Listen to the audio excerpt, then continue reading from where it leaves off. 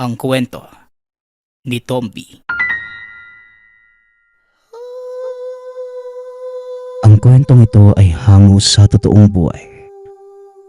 Mula ito sa isa nating tagapakinig na itago na lang natin sa pangalang Gabriel. Walang eksaktong taon. Probinsya ng Romblon. Nang mga panahong ito, nagtatrabaho sa ahensyang pinamamahalaan ng ibang bansa itong si Gabriel. Nakapagtapos ng archaeology sa isang sikat na universidad sa bansang Amerika ang binata at pinalad na makapagtrabaho sa isang kilalang kumpanya. Swerte namang may sangay ang kumpanya sa Pilipinas, kaya nagkaroon ito ng pagkakataong makauwi ng bansa upang doon na magtrabaho. Kaunting kaalaman tungkol sa kumpanyang kinabibilangan ni Gabriel. Isa itong kilalang kumpanya ng minahan na nakabase sa Texas, sa bansang Amerika. Nagpapadala ito ng mga eksperto sa iba't ibang bansa para suriin ang kanilang mga nabiling lupa bago ituloy ang pagmimina. Isa na sa mga pagsusuring ginagawa ay kung may mga makabuluhang piraso ng kasaysayan ng lugar na maaaring masira o hindi naman kaya maaaring makaapekto sa likas na yaman ng naturang lugar. Naitalaga sa probinsya ng Romblon itong si Gabriel, tubong Iloilo, kaya kahit papano ay nagagawa nitong makiangkop sa kultura ng mga lokal. Ang pangunahing produkto ng probinsya ay pagmimina ng marmol. Ito din ang dahilan kung bakit pinapunta ang binata sa lugar. Pagkarating pa lamang, napansin nito na hindi na maganda ang pagsalubong sa kanya ng mga tao. Lalo pa ng katutubong naninirahan sa lupang nabili ng kumpanya. Mukhang dayuhan kung titignan si Gabriel. Dahil ang ina ay Espanyol, samantalang ang ama naman ay Pilipino. Ngunit may kakaibang karisma ang binata na lumalabas lamang kapag nakikipag-usap na ito, lalo na sa mga matatanda. Papasok sila sa isang baryo ng mga katutubo sa lugar. Nang mga sandaling yun, ramdam ng binata ang takot sa mga kasamahan. Dahil na din sa mga sabi-sabing naririnig na ang mga katutubo sa lugar na yun kumakain ng tao. Dok Gab, baka gawin tayong hapunan ng mga yan ha. Umalis na lang kaya tayo dito. Wika ng isa sa mga tauhan ni Gabriel. Natawagin na lang natin sa pangalang Bert. Ano ka ba naman? Mga usap-usapan lang yun. Huwag mo masyadong siniseryoso. Wala namang makakapagpatunay na totoo yung sinasabi ng mga tao sa patag eh. Tugon ni Gabriel. Naupo ang mga ito sa isang kubo, kasama ang mga nakakatanda. Hindi nakakaintindi ng Tagalog ang mga ito, kaya kinakailangan ni Gabriel ng tagasalin sa umpisa. Ilang minuto lang ang nakalipas. Nagagawa na nitong magsalita sa natibong lengguwahe. Mga mahal ko nakakatanda ng tribo, naparito po kami para tignan yung lugar. Kung pwede bang magmina o hindi. Dalawang bagay po ang mangyayari sa pagsusuring ito. Una, kapag pwede pong magmina sa bahagi ng kabundukang ito, bibigyan kayo ng isang pamayanan kung saan pwede kayong lumipat. Ikalawa naman po, kung hindi naman pwede, mananatili kayo sa lupain pero hindi nababawiin ng kumpanya ko ang halaga ng pinangbili sa lupa. Ano po sa tingin ninyo? Pareho po kayong panalo doon. Wika ni Gabriel habang kumukumpas-kumpas sa mga kamay. Noong una ay hindi lubusang maunawaan ng mga katutubo ang ibig sabihin. Dahil para sa mga ito, sa oras na binili mo ang isang bagay, kailangan mo itong dalhin. Mapapakinabangan man o hindi. Hindi namin alam kung ano ang talagang gusto mong iparating. Binili ninyo ang lupa. Ibig sabihin lang, kayo na ang nagmamay-ari. Pero bakit naman ninyo iiwanan sa amin ang nabili ng lupa sa oras na hindi ninyo mapapakinabangan? Hindi ba parang lugi kayo doon? Wika ng isa sa mga nakakatanda na tawagin na lang natin sa pangalang Tandang Awang. Naisipan naman ng binatang biruin ang matanda. Hindi naman po talaga kami lugi, tatang eh. Wala pa naman kaming nabibiling lupa na hindi namin pwedeng minahin. Tugon ng binata. Ngunit wala sa mga matatanda ang tumawa. Para sa amin, sagrado ang mga lupaing ito. Ngunit kung may nakikitang kapakinabangan ng aming kapwa, buong puso namin itong ipinagkakaloob. Dahil hindi din naman ito sa amin, kundi sa aming mga ninuno. Muling wika ni Tandang Awang. Biglang nabura ang ngiti sa mukha ni Gabriel dahil nakita nitong seryoso ang mga nakakatanda. Alam ko naman po yun, Manong. Maraming tribo na din ang nakausap ko at pareho lang po ang pananaw nyo tungkol sa mga lupaing minana mula sa inyong mga ninuno. Kaya wag po kayong mag-alala. Kung gaano po kalaki ang respeto ninyo sa lupaing ito, ganun din po yun sa akin. Mukha lang po akong dayuhan, tatang, pero ang tatay ko po ay isang manobo. Sa makatuwid, galing po ako sa angkan ng mga katutubo mula sa Mindanao. Pagpapaliwanag ni Gabriel. Hindi na nagulat ang mga kasamahan ito dahil ilang beses na ding sinabi ng binata ang tungkol sa pagkatao. Kung ganon, marami kang nalalaman tungkol sa mga sinaunang kultura. Hindi lang pala kami ang mga katutubo dito sa Romblon, kundi maging sa buong Kabisayaan. Tanong ni Tatang Awang. Opo, tatang. Sa totoo lang po, isa to sa mga pinag-aralan ko bilang archaeologist. Tugon ni Gabriel. Arkeyo ano? Ay, bahala ka nga dyan. Hindi kita maintindihan. Pero natutuwa ko dahil pareho pala tayo ng interes. Halika't may ipapakita ko sa'yo. Matagal nang pinapangalagaan ng aming tribo ang bagay na ito. Sa paniniwalang ito ang nagbibigay ng buhay sa aming kagubatan. Muling wika ni Tatang Awang. Naglakad ang dalawa papunta sa kabundukan. Sinabihan ni Tandang Awang si Gabriel na ipaiwan ang mga kasamahan dahil isang sagradong lugar ang kanilang pupuntahan. Hindi pwedeng maraming tao sa lugar dahil nagagalit ang mga spiritong naninirahan. Pagkarating sa lugar, tumambad kay Gabriel ang malaking bunganga ng isang yungib na punong-puno ng nagagandahang halaman. May maliliit ding talon na nagmumula naman sa pinakatuktok ng burol. Inaya ng matandang pumasok sa pinakaloob ng yungib ang binata.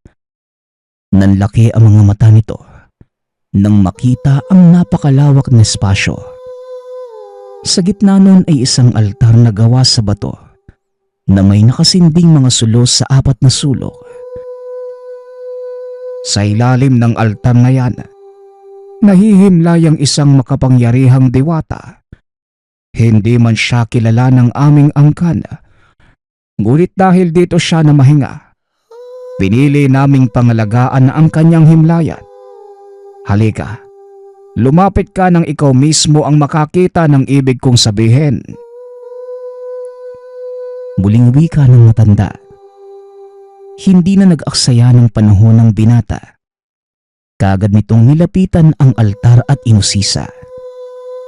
Manghang-mangha si Gabriel dahil hindi niya inakalang may ganitong klase ng lugar sa bansa. Hindi na nagsalita pa ang binata dahil alam niyang kukontra sa mga sasabihin niyang paniniwala ang matanda. Mas lalo pang namangha si Gabriel nang masilayan ang kulay pulang batong nasa gitna ng altar. Tatang, kung hindi naman po kalabisan, maaari ko po bang malaman kung para saan ang batong ito? ng binata. Kagaya ng sinabi ko sa'yo, hindi ganoong kalawak ang kaalaman ko tungkol sa nilalang na nakahimlay sa ilalim ng altar. Pero ayon sa kaunting nalalaman ko, ang tawag sa batong yan ay hiyas ni Apo Lakay. Tugon ni Tandang Awang. Napatango na lamang si Gabriel bilang pagpapakita ng respeto sa sinabi ng matanda. Ngunit sa isip-isip ng binata, isa lamang itong mahalagang kaalamang ngayon lamang natuklasan. Pagkabalik nila sa ibang kasamahan, pinakiusapan ng matanda si Gabriel na wag itong ipagbibigay alam sa ibang tao dahil marami ang naghahangad nito. Sandali lang po, Tatang. Bakit naman po hahangarin ng mga tao ang libingan ng isang alamat? Tanong ni Gabriel. Bagaman isa itong sayantipiko, may mga bagay itong hindi alam. Kagaya na lamang ng mga nakatagong lihim sa mismong altar na pinakita sa kanya ng matanda. Hindi ako ang makakasagot ng katanungang yan, iho. Kundi ang aking anak. Maya-maya lang ay nandito na sila. May pinuntahan lang sila sa bayan. Tugon ng matanda. Gustong-gusto ko pong pag-usapan ng tungkol sa bagay na yan eh. Pero pasensya na po kayo, Manong, ha. Hindi po ako pwedeng magtagal. Kung maaari po, babalik na lang ako sa ibang pagkakataon. Muling wika ni Gabriel. Matapos ay nagpaalam na ang grupo nitong umalis. Ngunit habang nasa daan, nakasalubong nito ang pangkat ng kababaihang paakyat ng baryo. O tamang-tama, nandito na pala ang anak ko. Rita, gusto kong ipakilala sa iyo ang binatang ito. Si Gabriel. Gabriel, ito naman ang anak kong si Rita. Pagpapakilala ng matanda.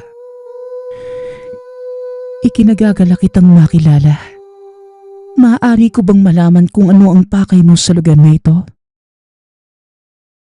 Tanong ng dalaga. Isa akong sayantipikong pinadala ng kumpanyang nakabili ng lugar para pag-aralan ng paligid bago kami magsimula sa pagmimina. Ikinagagalak din kitang makilala, Rita. Tugon ng binata. Marami na sa inyo nagpunta sa lugar na ito at simula noong bata pa ako, marami na ang nabigong tuklasin ng lihim na nakabaon dito. Dediretsuhin ko na kayo. Sasayangin niyo lang ang oras sa paghahanap ng mga kasagutang hindi niyo mahanap dito. Diretsahang tugon ng dalaga. Nagulat si Gabriel dahil napakaparangka nitong magsalita. At sa karanasan ko bilang isang arkeologo, marami na din akong narinig na ganyang katwiran. Pero ni isa sa kanila, walang nakalusot. Pasensya na, Rita, ha? Gusto ko mang magtagal para sa isang masayang pag-uusap pero hindi pwede. Dahil kailangan ko makipag-usap sa mga superior ko. Kung yung mamarapatin, mauuna na kami ng mga kasama ko, ha? Muling wika ni Gabriel. Kaagad na ding tumuloy ang mga ito at habang nasa daan, hindi nakaligtas ang binata sa mga tanong ni Bert.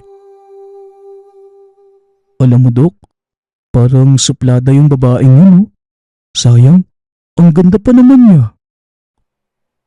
Wika ni Bert. Nagiging maingat lang siya at ito ang nakakapukaw ng kuryosidad ko. May kung ano silang iniingatan sa lugar na yun eh. At sigurado kung mahalagang bahagi ng kasaysayan ng bagay na yun. Tugon ni Gabriel. Ngunit lingid sa kalaman nito na higit pa sa piraso ng kasaysayan ang nakatago sa lugar. Kinabukasan, matapos makipag-usap sa mga superior, muling bumalik ang binata sa baryo.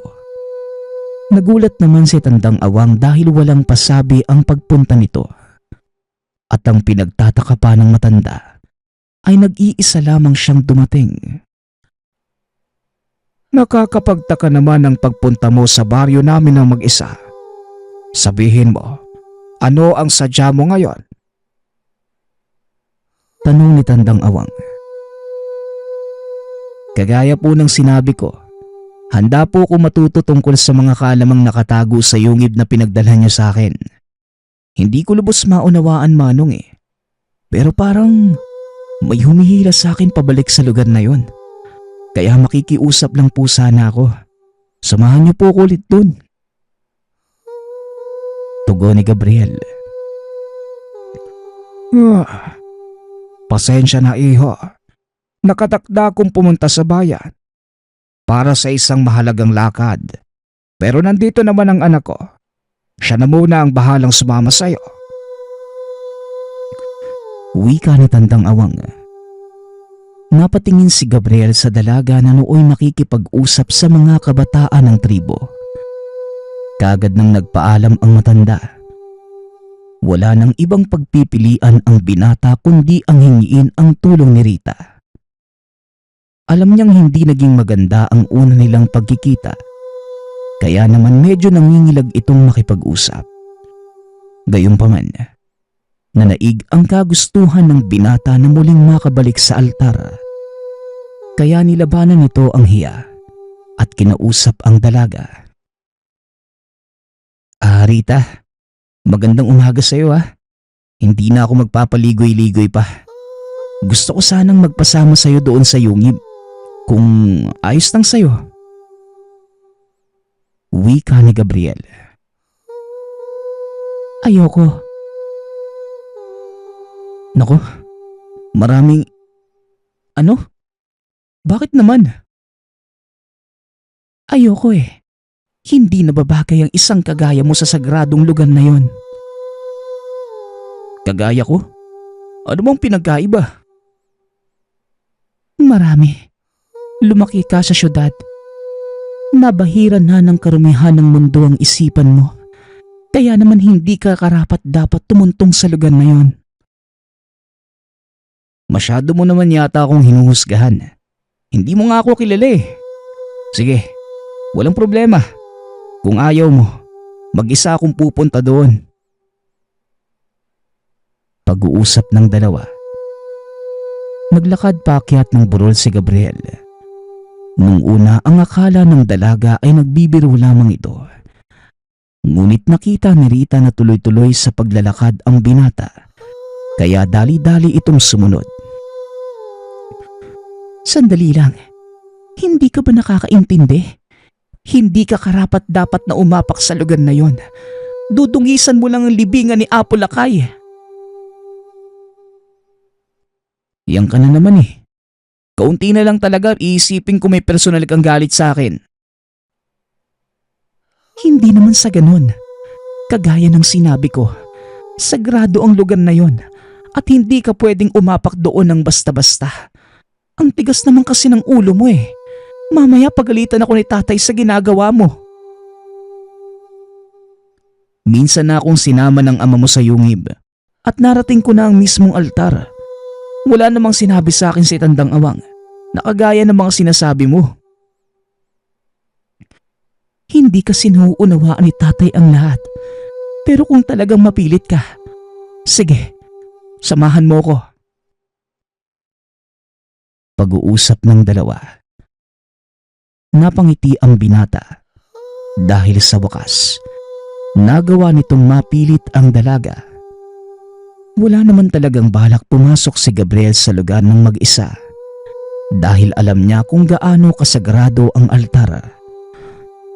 Pagkarating sa mismong yungib, laking gulat ni Rita dahil pumitas ng bulaklak ang binata. At bago tuluyang pumasok sa yungib, hinubad pa nito ang suot na sapatos. Pagkarating sa harap ng altar, nagbigay galang si Gabriel sa pamamagitan ng pagluhod, sabay lapag ng bulaklak sa mismong sahig. Matapos ay nilingon nito si Rita at kinausap. Isa rin akong katutubo mula sa Mindanao. Mukha lang akong dayuhan pero nananatili sa pagkatao ko ang pinagmulan ng tatay ko. Isa rin ako manobo, Rita. Wika ng binata habang nagtatanggal ito ng mga kargang gamit. Lumapit ito sa altar at pinagmastang mabuti.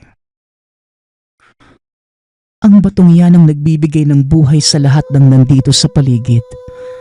Sinasabing pinagkatiwalang ng dakilang apo ang kanyang hiyas sa aming mga ninuno bago tuluyang mamahinga.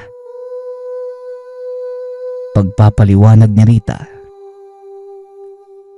Yan din yung sinabi sa akin ng tatay mo kahapon eh. Naniniwala ako doon. Alam mo Rita, kahit isa akong sayentipiko, hindi pa din nawawala sa akin ng pagiging isang manobo. Isa sa paniniwala ng aming tribo ay ang lahat ng buhay may pinagkukunan ng lakas. Pero alam mo ba, may mga nabasa na din ako tungkol sa hiyas ni Apo Lakay.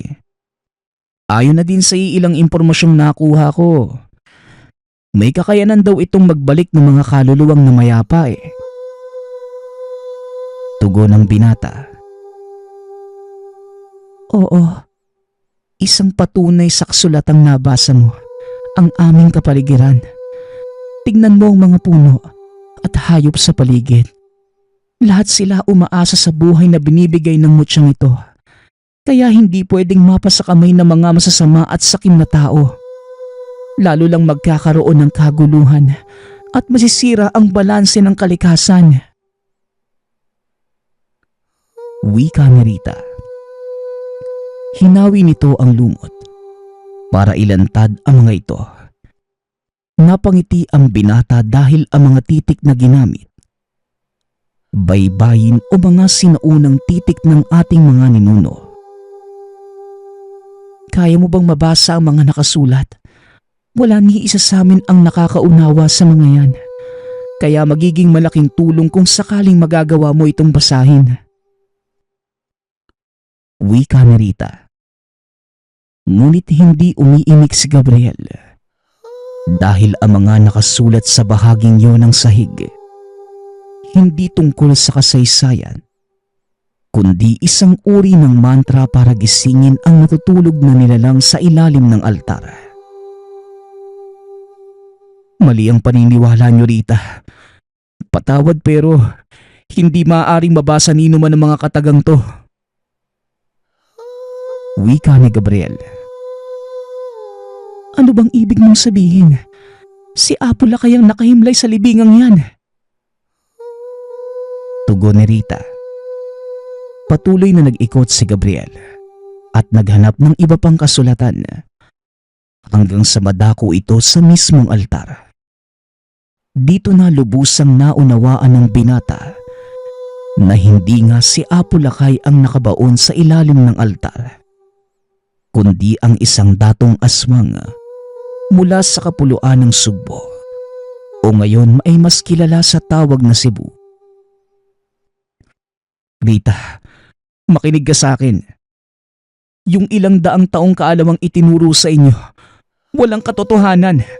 Hindi si Apo Lakay ang nakalibing sa lugar na ito, kundi si Dato Pangaraw. Wika ni Gabriel. Sino naman si Dato Pangaraw? At ano ang kaugnayan niya sa hiyas ni Apo Lakay? Tanong ng dalaga. Ang hiyas ni Apo Lakay ang siyang nagsisilbing tanod ng nilalang. Sa oras na may mag-alis nito sa kinalalagyan niya, siguradong magigising si Dato Pangaraw at maaaring magdulot ng malaking kapahamakan, hindi lang sa tribo ninyo, kundi sa lahat ng nasa paligid. Kailangang manatili itong sikreto na kahit si Tandang Awang hindi maaaring makaalam. Tugon ni Gabriel. Dali-dali itong kumuha ng kagamitan para sirain ang mantra. Ngunit nagawa na niya itong kabisaduhin. Matapos ay kagad silang umalis sa lugar. Sakto namang dumating si Tandang Awang. Oh, kamusta naman ang iyong pananaliksik, Doktor? May nakuha ka bang bagong kaalaman? Tanong ng matanda. Maayos naman po.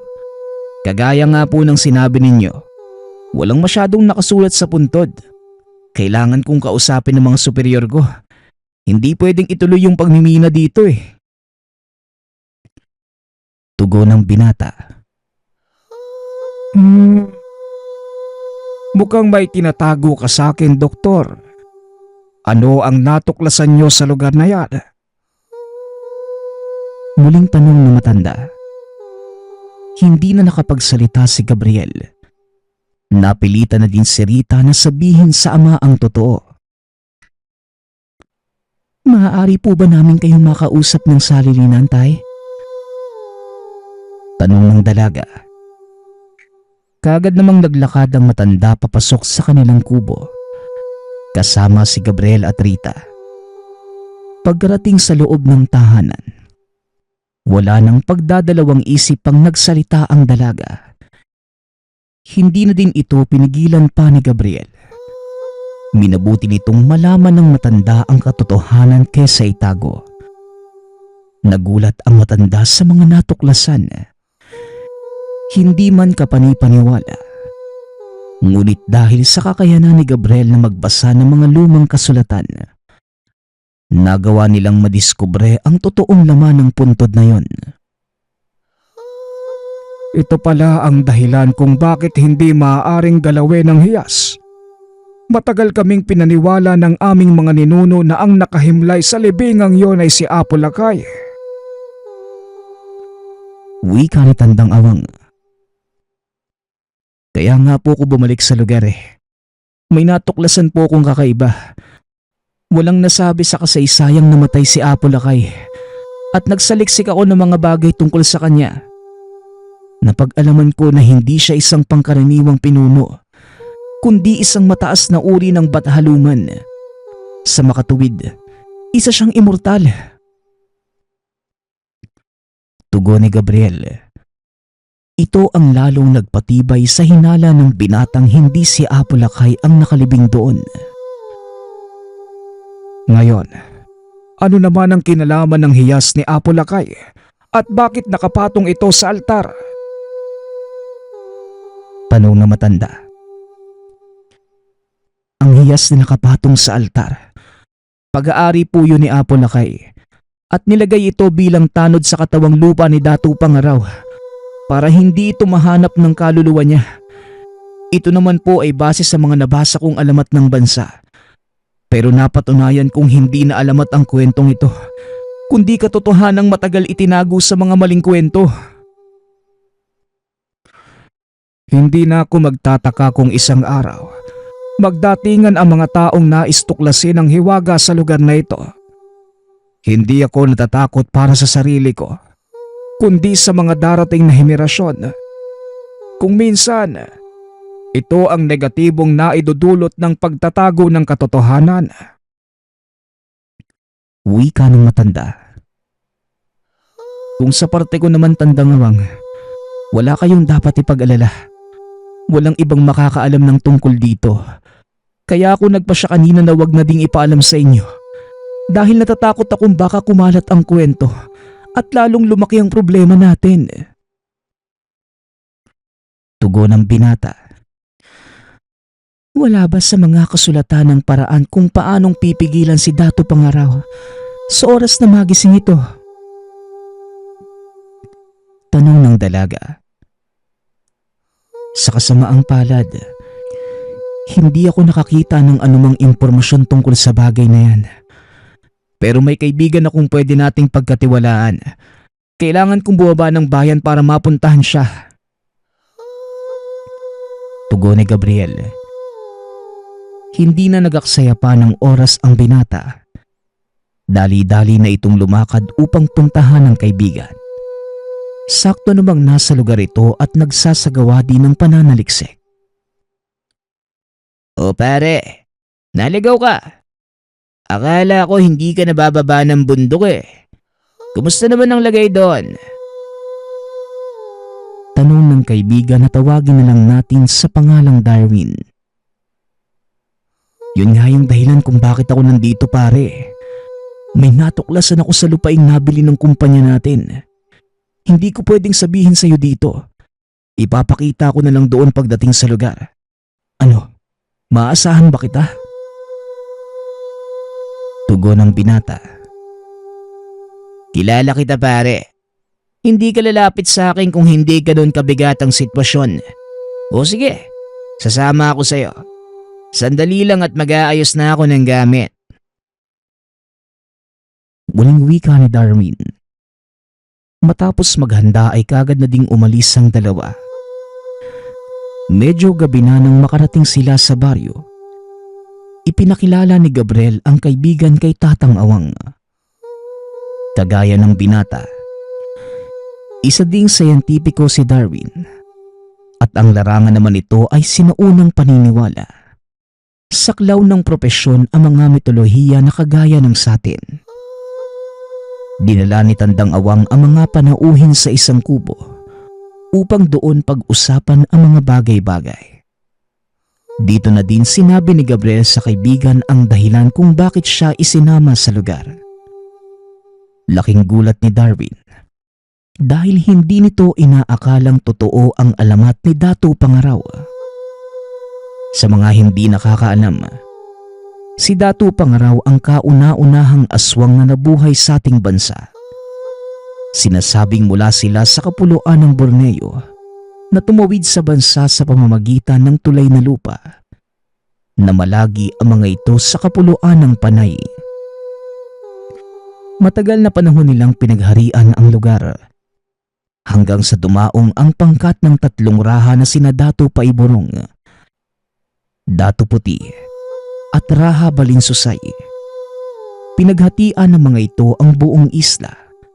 Ang irom-irom na ngayoy kilala bilang Iloilo, napunta ito kay Dato Paiborong. Ang Kapis ay napunta naman kay Dato Puti, samantalang ang Aklan at Hamtik na ngayoy kilala bilang Antique napasa ilalim sa pamumuno ni Raha Balinsusay. Ngunit sa tatlong teritoryong nabanggit, tanging Antique at Iloilo lamang ang pinumugaran ng angka ni Dato Pangaraw. Dahil ang Kapis na mga panahong yun, kanlungan naman ng isang malakas na angka ng mga babaylan. Walang kaalam-alam ang dalawang pinuno na sa mga kagubatan ng kani-kanilang teritoryo may namumugad na mga aswang. Ngunit hindi rin nagtagal ay tuluyang nabunyag ang sikreto ni Dato Pangaraw.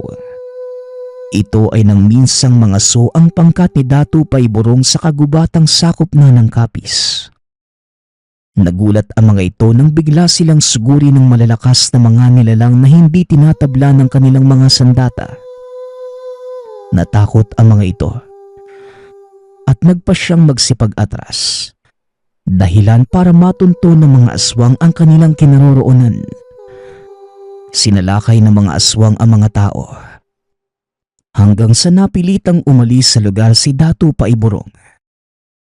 Napadpad ang mga ito sa teritoryo ni Dato Puti, ngunit sa kasamaang palad, hindi sila tinanggap ng mga ito dahil na din sa kasunduang nabuo ng paghatian nila ang isla. Pinili ni Dato Pangaraw ang muling maglayag pabalik sa kapuluan ng Indonesia, kung saan sila orihinal na nagmula. Ngunit hinarang sila ni Raha Balinsusay sa dalampasigan ng Hamtik at kinupkop. Nilabanan ng mga ito ang puwersa ni Dato Pangaraw sa tulong ng mga babaylan mula sa ahop ng Kapis. Nagawa nilang talunin ang mga ito at gamit ang hiyas ni Apo Lakay, nagawa nilang ikulong ang katawang lupa ng aswang na Dato. Ang mga kaalamang ito ay mula sa maragtas ng Panay na nooy hawak ni Darwin. Hindi nila lubusang akalain na ang mga nakatala sa lumang kasulatan ng mga babaylan ng Kapis ay totoo. Hindi ko naisip na ang mitolohiyang nababasa ko lang tungkol sa bahaging ito ng bansa natin. Totoo. Ngayon Darwin, isinama kita dito dahil gusto naming malaman kung may paraan ba para mapigilan ang pagbangon ni Dato Pangaraw. Wika ni Gabriel. Isa lang ang paraan, Pero nangangailangan ding palayain muna ang dato mula sa kulungan. Ngunit kailangang handa tayo sa maaaring mangyari dahil maaari tayong mapasabak sa laban. Tugon ni Darwin. Siguro may iba pang paraan, kagaya ng mga engkantasyon o mantra na maaaring magkulong ulit sa kanya. Alam mo namang wala akong kaalam-alam sa pakikipaglaban eh. Sana sinabi mo ng mas maaga nang makapagpatawag tayo ng mga taong may kaalaman sa ganitong larangan. Hindi ko alam kung makakatulong ang sasabihin ko. Pero bakit hindi na lang natin gawin ang nararapat para hindi magambala ang lugar? Mahirap po yung sinasabi mo, Tatang eh. Lalo na't nabili na ng kumpanya ang lupaing ito. Maaari naming ipaglaban ang aming karapatan sa lupaing ito bilang katutubo. At ikaw, malaki ang may tutulong mo. Dahil kung tutuusin, ikaw ang may kasalanan. Nagulat ang mga ito nang magsalita si Rita. Hindi akalain ni Gabriel na nakikinig pala ang dalaga. Ano ginagawa mo dito, Rita?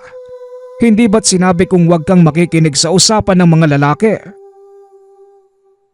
Wika ni Tatang Awang. Gusto ko ding makatulong, Tay. Matagal na panahon nating pinangalagaan ang kapayapaan sa baryong ito. At hindi ko hahayaang masira lang yun nang dahil sa ambisyon ng mga taong sakim na kayamanan lang ang tanging nasa isipan. Tugon ni Rita. Rita, huwag mong pagsalitaan ng ganyan ng doktor, pati ang kasama niya. Dahil wala sila sa harap natin kung hindi maganda ang kanilang hangarin.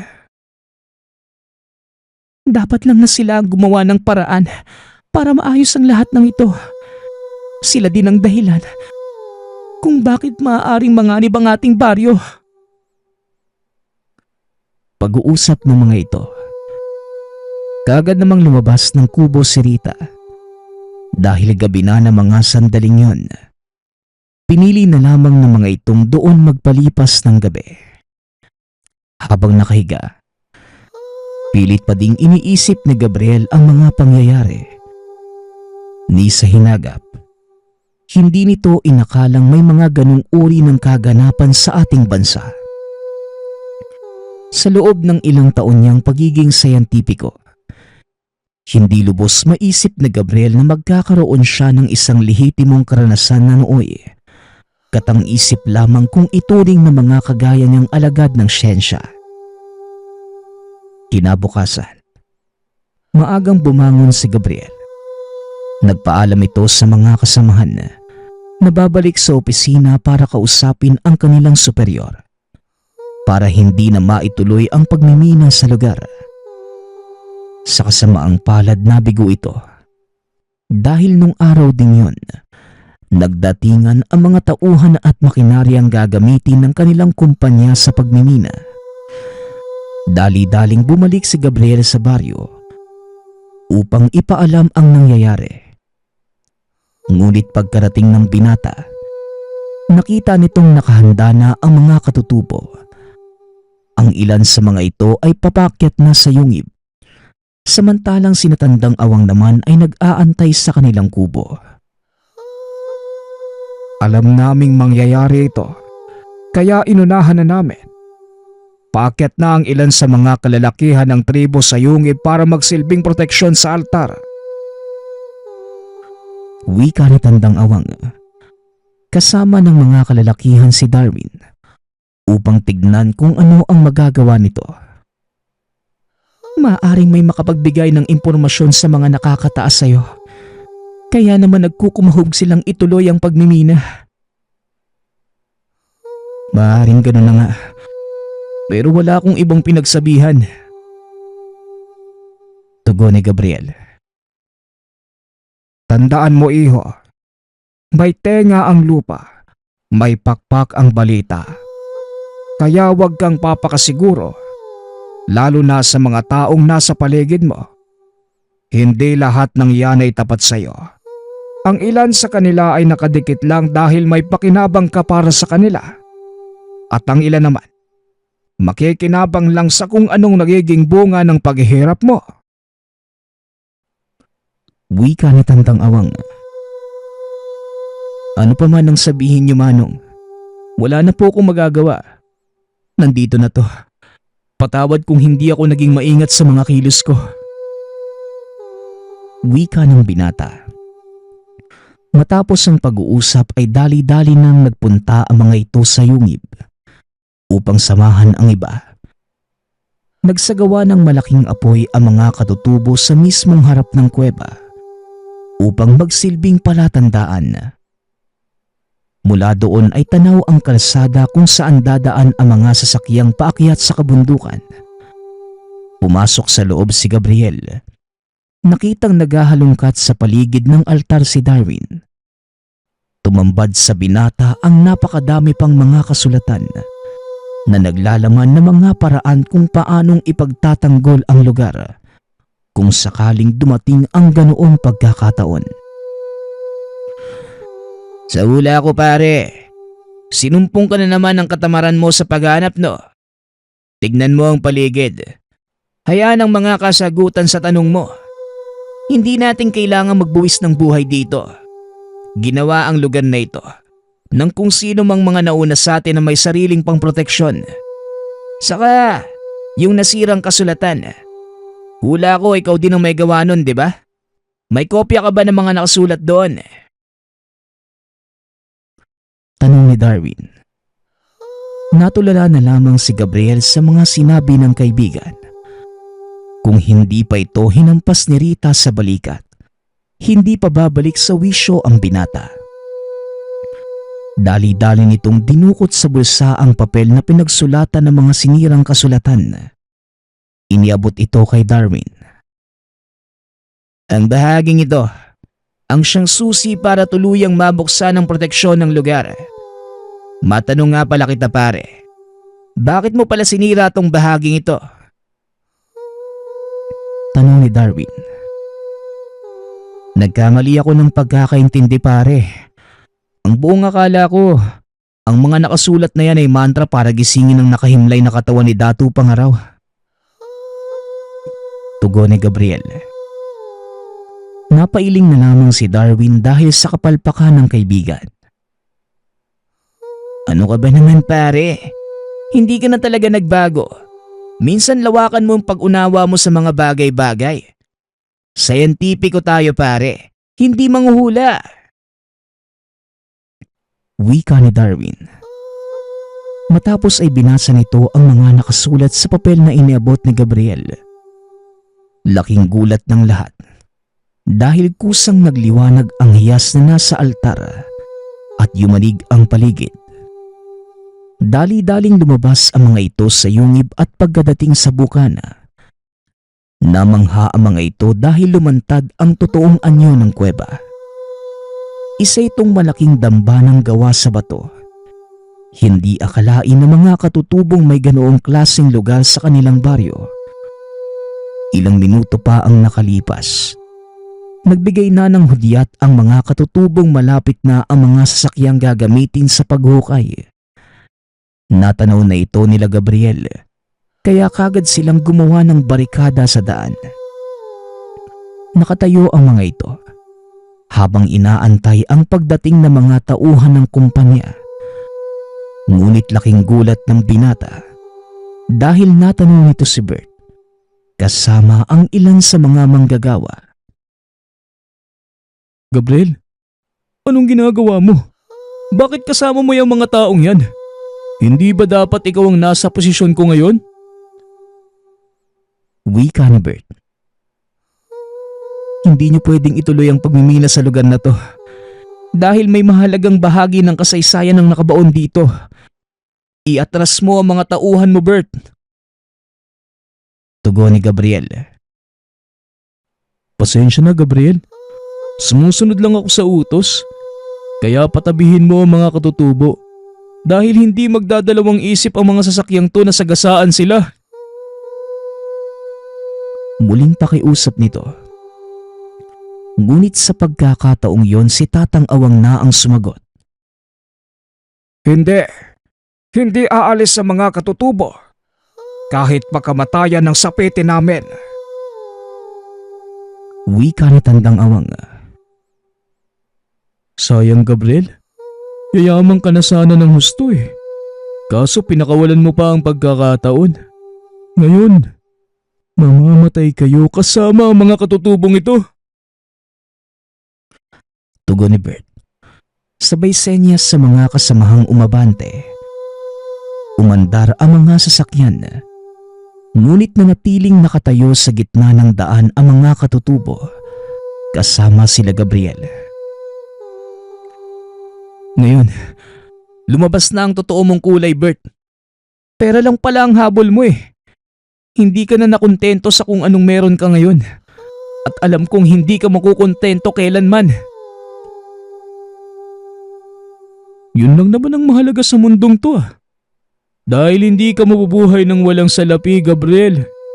Ikaw, sabihin mo sa akin, anong dahilan mo? Bakit ka nandito? Tanong ni Gabriel. Mahalagang bahagi ng kasaysayan ng nandito sa lugar At handa akong magbuwis ng buhay para lang mapangalagaan to. Pwede ba? Huwag kang ipokrito. Dahil alam ko ang totoong pakay mo. Balak mong suluhin ang kayamanang natuklasan mo sa kuwebang yon. Pero hindi ko yun nahayaan. Dahil una sa lahat, pag-aari ng kumpanya ang lupaing ito. Pangalawa, hindi lang naman ikaw ang nakatuklas niyan. Kaya bakit hindi ka na lang makipagtulungan sa akin? Pagatian natin ang kung anong makukuha dyan. Diyan ka nagkakamali, Bert. Hindi ako naparito para sa kayamanan. Nakasama mo ko ng matagal sa trabaho ah.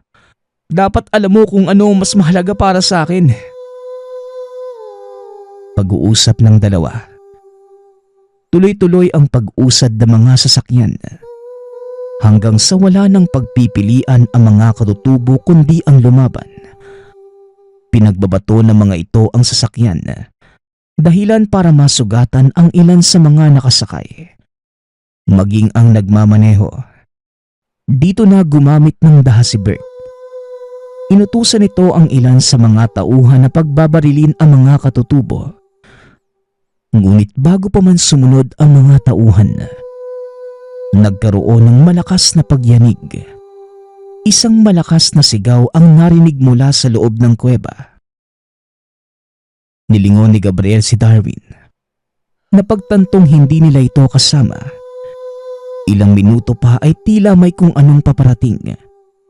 Dali-daling sinabihan ni Gabriel ang mga kasamahang magsipag-alisan sa lugar. Laking gulat nito nang biglang may kung anong lumapag sa kanilang harapan. Nakatayo lang ito ng tuwid. Tinutukan ng ilaw ng mga sasakyan. Nanlaki ang mga mata ni Gabriel nang makita ang kasuotan nito. Punong-puno ng tattoo ang katawan at may hawak na dalawang kampilan sa magkabilang kamay. Mahaba din ang buhok nitong nakatirintas. Halos sumayad sa lupa at sa likod nito ay nakaukit ang simbolo ni Apolakay. Naloko na. Umalis na tayo dito. Kundi mauubos tayong lahat. Wika ni Gabriel. Napagtanto nito na ang nilalang na nasa harapan nila ay walang iba, kundi si Datu Pangaraw. Maya-maya lang ay dumating si Darwin na hawak-hawak ang batong nakapatong sa altar. Pare, anong ginawa mo? Bakit mo hinayaang gumising ang demonyo? Wika ni Gabriel. Demonyo? Nasaan? Ayan ba? Hindi demonyo si Datu Pangaraw. Isa siyang datong aswang na nasa ilalim ng kapangyarihan ni Apolakay. Bakit sa tingin mo ilalagay ang hiyas na ito sa taas ng kanyang libingan? Base sa mga nabasa ko pare, ang batong yan ang nagsisilbing bantay ng nilalang na nasa ilalim ng altar. Mali na naman pare. Si Datu Pangaraw Ang isa sa mga matapat na alagad at tagasunod ng Bathalumang si Apo Lakay. Bagaman mula ito sa angka ng mga aswang, isa ang datu sa pinakamabait na pinuno. Maniwala ka man o sa hindi, si Datu Pangaraw ang nagpalaya sa mga Karay laban sa mga Kastila, at dahil na din sa presensya niya, hindi na muling bumalik ang mga ito. Pag-uusap ng dalawa. Naputol lamang ito nang biglang kumilos ang Datu. Winasiwas ang dalawang hawak na kampilan. Hindi rin ito tinatabla ng bala, at ang bawat tamaan ng sandata, kagad na namamatay. Tuloy-tuloy lamang sa pag-atake ang Datu, habang sina Gabriel at Darwin naman, itinuloy lamang ang pag-uusap. Teka, saan mo ba kinukuha ang mga kaalamang yan, Darwin? Tanong ni Gabriel. Sinabi ko na nga sa'yo, di ba? Hawak ko ang maragtas ng panay. Kaya alam ko ang bagay na tungkol sa datong aswang at sa hiyas ni Apo Lakay. Mabuti na lang at ikaw ang naunang makadiskubre ng libingang to. Tugon ni Darwin. Na mga sandaling yon, hindi na malayo ng dalawa na may nakalusot sa mga tauhan ni Bert. Napansin naman ito ni Rita, kaya dali-dali niya itong hinabol. Gabriel, may mga kalabang nakalusot at papunta na sila ngayon sa kuweba. Sigaw ni Tandang Awang. Nagkatinginan ang magkaibigan. Sabay na tumakbo papunta sa kuweba. Nang mga oras na yon, halos maubos na din ni Datu Pangaraw ang mga kalaban. Ang ilan sa mga ito ay pinili ng iligtas ang sariling buhay. Samantalang sina Gabriel naman ng mga oras na yun, narating na ang yungib. Naabutan ng mga ito ang ilan sa mga tauhan ni Bert na nilalagyan ng pampasabog ang paligid. Sinubukang awatin ni Gabriel ang mga ito. Ngunit huli na dahil nagawa nilang ilatag ang lahat ng dalang pampasabog. Pakiusap, huwag niyong ituloy ang binabalak ninyo. Wika ni Gabriel. Huwag ka nang magsayang pa ng laway, Gabriel. Huli na ang lahat. Tugon ni Darwin, sabay turo sa kalangitan. Biglang lumapag sa harap ng mga ito si Datu Pangaraw. Nilingon nito ang mga tauhan ni Bert. Dali-daling tumakbo upang pigilan ang mga ito sa ginagawa. Umalis na tayo dito, Gabriel. Sasabog ang lugar na ito at panigurado, matatabunan ang buong paligid. Pero paano mga taong yun? Kailangan nilang makalis sa lugar na to. Wala ka na magagawa, pare. Hindi na sila makakaligtas pa kay Datu Pangaraw. Pag-uusap ng dalawa.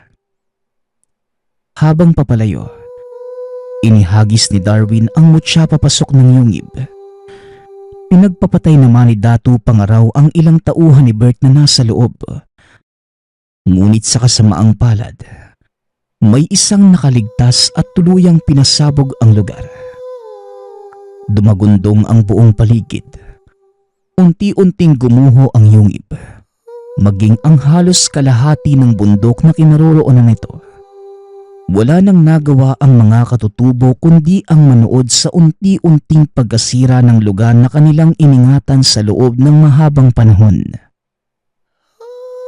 Tatang, patawad po. Kung hindi dahil sa akin, hindi po sana mangyayari ang lahat ng to. Wika ni Gabriel. Wala kang dapat ihingi ng kapatawaran, anak. Dahil kalooban ito ng lumika. Mas mabuti ng tuluyang mabaon sa limot ang lahat. Isa pa, hindi lang naman ito ang dahilan kung bakit kami namumuhay dito sa kabundukan. Tignan mo ang kapaligiran.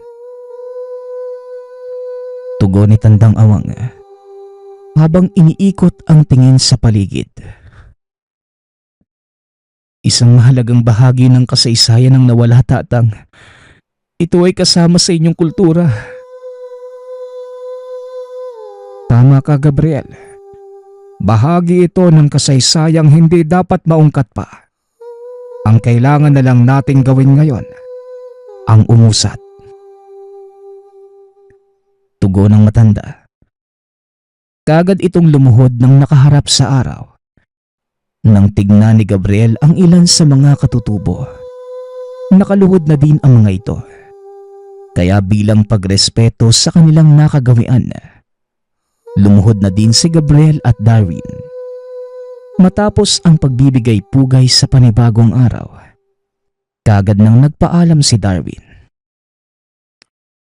Pasensya na pare, di ako pwedeng magtagal dito eh. May mga bagay din akong kailangan gawin. Mag-iingat ka palagi ha. At alam mo naman kung saan ako hahanapin, di ba? Wika ni Darwin. Maraming salamat pare ha. Kung hindi dahil sa'yo, malamang hindi ganito ang kinalabasan ng lahat. Wala kang dapat ipagpasalamat pare. Malungkot ang pangyayaring to para sa mga katutubo. Pero mabuti na din at walang napahamak sa kanila. Muling wika ni Darwin. Nang mga sandaling yun, napagtanto ni Gabriel na mas mabuti nang nabaon kasama ng gumuhong bundok ang mga patunay na natuklasan sa lugar. Dahil alam niyang maaari pa itong pagmula ng mas malaki pang kaguluhan. Matapos ang pangyayari, ipinatawag ng kumpanyang pinagtatrabahuhan ang binata. Natuklasan itong walang kinalaman ang mga superior sa naging kilos ni Bert. Sa kasamaang palad, nagawa nitong makatakas. Hindi na muli pang nakita. Ipinawalang bisa na din ng pamahalaan ang permiso sa pagmimina doon sa baryo dahil na din sa naging sakuna. Pinili ni Gabriel na manatili sa lugar upang pag-aralan ang kultura ng mga katutubong nakatira sa lugar. Natuklasan ng binata sa sarili na marami pa itong hindi nauunawaan. Kahit pa sabihing isa siyang siyentipiko, may mga bagay pa ding hindi saklaw ng kanyang napag-aralan. Sa paglipas ng mga taon, kinailangang bumalik ni Gabriel sa Amerika. Malungkot mang iwanan ang sariling bayan, ngunit kailangan dahil tawag ito ng tungkulin bilang isang archaeologist. Paminsan-minsan, umuwi ito sa Pilipinas para bumisita sa ilang kakilala. Patuloy pa din itong ginugunita ang nangyari, lalo na kapag nagkikita sila ng kaibigang si Darwin. Sa tuwing nasa bansa si Gabriel, umaakyat ito ng bundok upang bisitahin ang tribo ni Tandang Awang. Bagaman matagal na itong wala, hindi pa din nakakalimutan ni Gabriel ang kabutihan at pagtanggap nito sa kanya. Nagsagawa din ng outreach program ang binata sa mga kapos na mamamayan ng lugar. Marami ang natulungan nito, lalo na ang mga katutubong nangangalaga ng kapaligiran. Itinatag din ng binata ang isang foundation na patuloy na nangangalaga sa kultura ng ating bansa. Sa kasalukuyan, retirado na si Gabriel. Namumuhay ito sa ibang bansa kasama ang mga anak at ilang kapamilya. Hindi na din ito nakauwi pa ng bansa dahil nakaratay na sa karamdaman. Ngunit ganun pa man, hindi ito nagsisisi dahil nagkaroon siya ng masayang buhay. Naging bahagi siya ng maraming kaganapan, lalo na sa pagtuklas ng kasaysayan ng mundo. Sa katunayan, bago magretiro, nanalo pa ito ng prestiyosong parangal sa larangan ng siyensya sa Europa. At ang isa sa mga hindi niya makakalimutang bahagi ng buhay ay nang minsang masilayan at masaksihan ang alamat ng hiyas ni Apo Lakay. Nagpapasalamat nga pala ako sa nagpadala ng ating kwento.